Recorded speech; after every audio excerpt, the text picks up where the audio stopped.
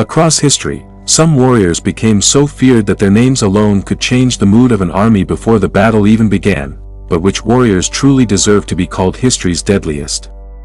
The answer is more complicated than legend suggests, because battlefield power was never just about strength. It was about discipline, organization, weapons, leadership, and the ability to adapt. So, from disciplined Greek infantry to devastating mounted archers, these are 8 of history's most formidable warrior traditions. At number 8 are the Spartans, whose reputation was built on a military culture that emphasized discipline, endurance, and collective fighting. Sparta's citizens trained for warfare from youth. While the city-state developed a society heavily shaped by military expectations, on the battlefield, Spartan hoplites fought as part of a tightly organized phalanx, protecting themselves and their neighbors with shields. Their fame reached its peak during the Persian Wars, especially at Thermopylae in 480 BC. There, King Leonidas led a Greek force that included 300 Spartans against Xerxes' invading Persian army. The Greeks ultimately lost the position after a rout around the pass was revealed, and Leonidas and his remaining defenders were killed. But Thermopylae also reveals the truth behind the legend. The Spartans were formidable, not invincible.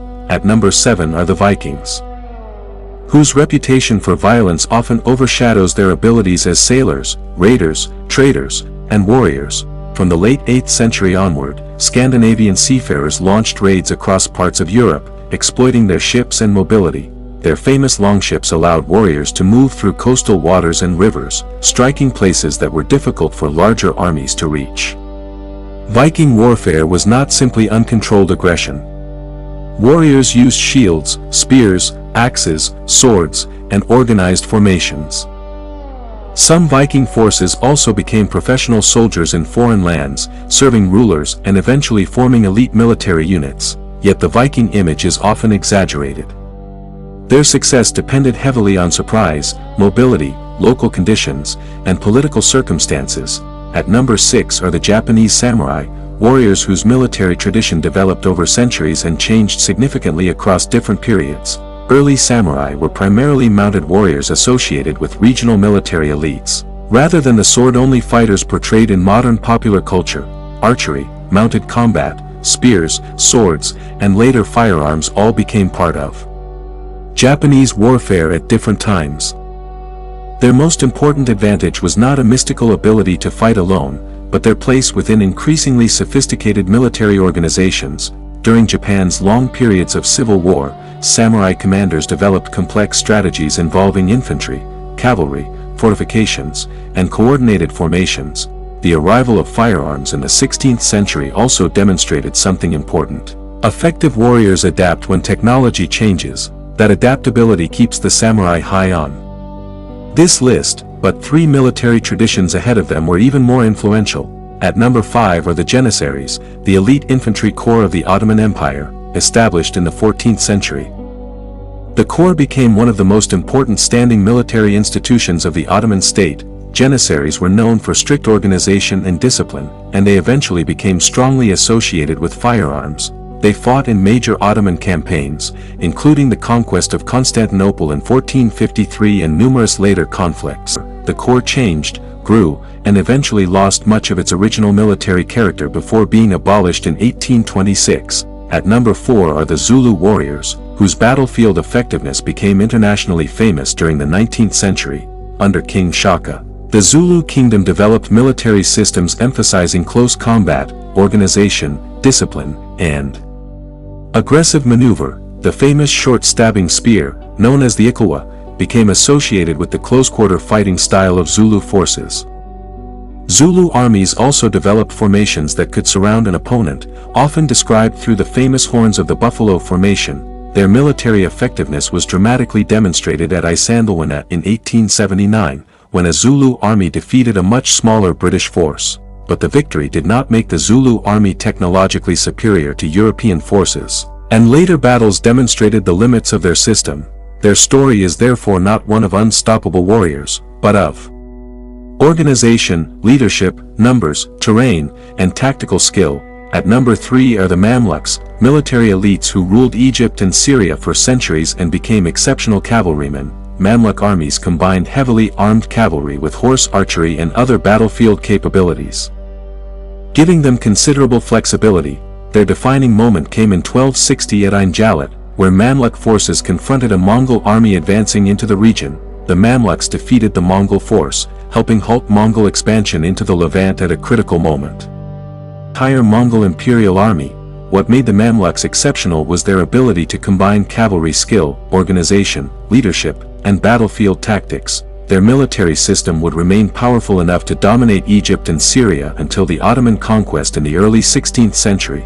But now we reach the final two, and the gap between ordinary military skill and systematic warfare becomes enormous. At number 2 are the Roman legionaries, soldiers who formed the backbone of one of history's most enduring military powers.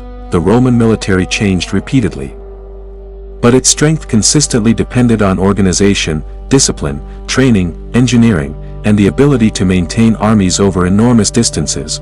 Roman soldiers fought with equipment including shields, swords, javelins, helmets, and body armor, depending on period and unit. More importantly, Roman armies could construct camps, roads, siege works, bridges, and fortifications while operating in hostile territory.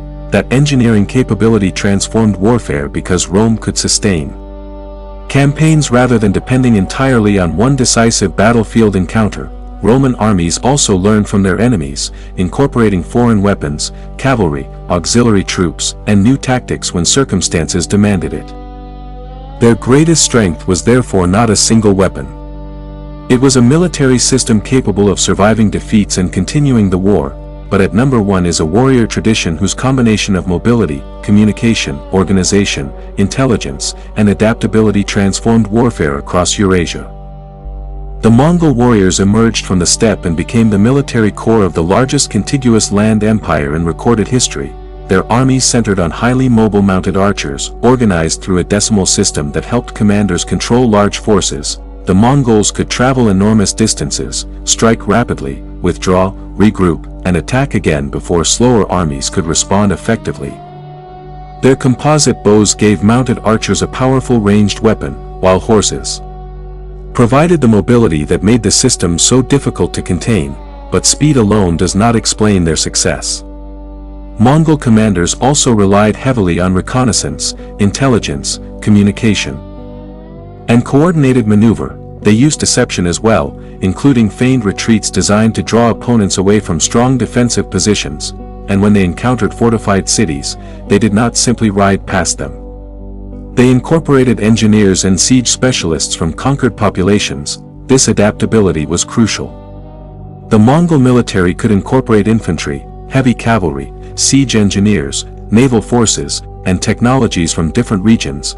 Their reputation became so powerful that psychological warfare itself could become part of a campaign. Although later accounts sometimes exaggerated the scale of their destruction, the Mongols were not invincible. They suffered defeats, faced difficult terrain, and sometimes struggled when campaigns stretched beyond their logistical capabilities.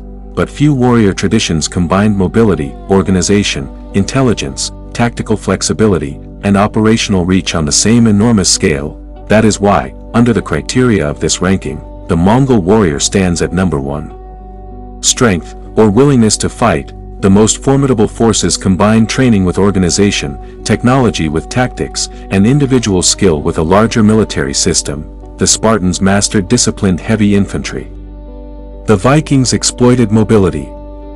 The samurai adapted across changing eras. The Janissaries represented professional standing infantry. The Zulus demonstrated tactical organization, and the Mamluks mastered elite cavalry warfare. The Romans built an extraordinary military machine, while the Mongols turned mobility, intelligence, and adaptability into instruments of imperial expansion. Their stories remind us that the deadliest warrior was rarely simply the strongest person on the battlefield. It was often the soldier who could turn training, discipline, technology, and teamwork into something greater than individual courage. History remembers the difference.